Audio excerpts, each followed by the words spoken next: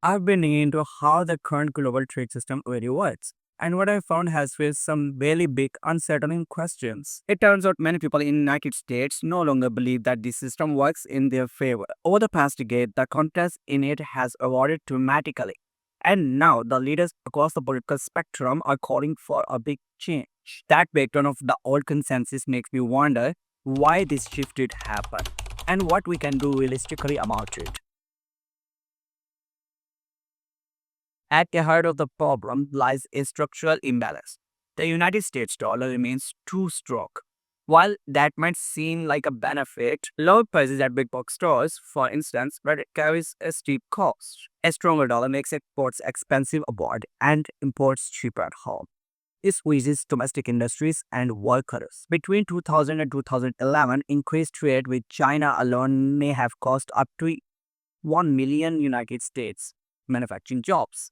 These are not abstract numbers. They are towns emptied out and lives disrupted, which leads to a deeper question. Is the United States, perhaps unintentionally, subsidizing the global economic stability at the expense of its own industrial base? And the vulnerability goes beyond economics. One comment that still resonates in my mind is the Donald Trump's warning. If you don't have steel, you don't have a country. It sounds blunt, but the message is clear that the certain industries are too strategic to lose. Recent news only amplifies this fear.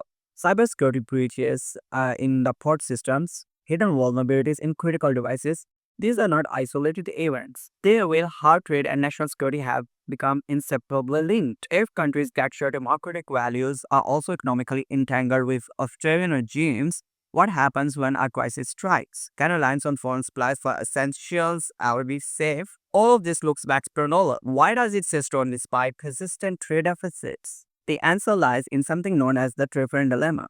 Because the United States dollar serves as a reserve currency, the demand for the dollar and the United States debt remains high, regardless of the health of America's own trade balance. In effect, the dollars are one of the most demanded exports. To supply them, the United States has to run trade deficits. Here is the hidden mechanism. When foreign central banks and institutional investors demand dollar-denominated assets like the United States Treasury bonds, they send capital into United States financial markets. This demand pushes up the dollar's exchange rate. That makes imports cheaper for the United States consumers, but also undermines domestic production by pricing American-made goods out of the global markets. Meanwhile, the incoming capital inflates asset values, benefiting financial sectors over industrial ones. This dynamic locks the system into a strange trap.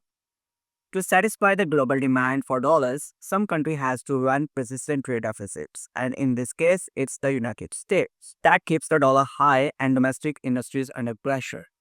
Over time, it produces twin burdens, trade deficit and the government debt that are structurally reinforced. You can see this imbalance in the numbers. Once the US accounted for almost 40% of the global GDP, now it hovers in the mid 20s. Yet, the war still lies on the American financial leadership and the military power. In a way, US is footing a bill, maintaining the global trade routes, absorbing the capital inflows, and printing the money to fuel the international economy. The uncomfortable question is how long can any one country sustain that burden? So, what levers exist? One that's gotten the renewed attention is tariffs. For years, tariffs were seen as inherently inflationary, just a tax on consumer. But what happened between 2018 and 2019 complicated that view. When the United States raised tariffs against China, the inflation didn't spike. Why? Because the dollar appreciated at the same time, offsetting the cost of imports. The currency's strength shielded domestic consumer from price hikes. Even more surprisingly, exporters abroad, particularly in China, bore much of the cost. As their currencies weakened, their revenues shrank. They paid off the price, not the American offer.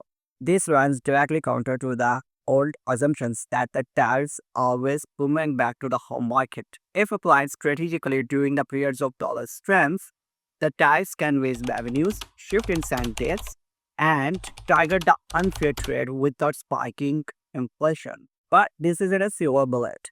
Everything depends on the timing, currency shifts, and whether the other countries retaliate. Still, it opens the door to using tariffs not just reactively but proactively as a way to defend the industrial capacity or recalibrate the trade terms. Another tool is burden sharing. Rather than unravel the dollar central war, which could trigger the massive instability, there's a path toward shared responsibility. If the countries benefit from the reserve status of the United States dollar or the military alliances that help them to secure the trade routes, then the United States can expect them to contribute to the trade enforcement. Some could help fund global stability or coordinate tariffs against bad actors. It's a provocative idea, but a timely one. In today's world, the security guarantees and the economic privileges should not come without mutual obligations. To sum up, here's what now I see as a toolkit. Not a recipe, but a set of options. First, strategic tariffs. If used carefully, they can increase revenues and curb dependency without hammering the domestic buyers. Secondly, currency coordination. Aligning with the trade partners to manage the exchange rates more equitably could support the balanced trade. Third is the true burden sharing. Allies could be expected to match the economic benefits with contributions, financial, military, or both. Of course, these are not simple moves. They are real risks. If change is too abrupt, markets could panic. If nothing's done, stagnation sets in. The art is in the balance. What matters most is understanding this. The system is not failing because of one flaw.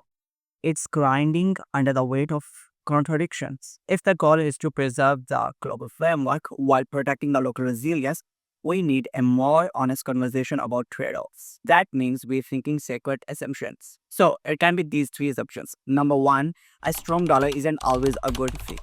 Number two, tariffs are not always inflationary. Number three, countries that are benefiting from the reserve status and the share difference should not write free benefits that they don't have to secure. So this was my analysis regarding this matter, and if you like it, then don't forget to show some support. Bye.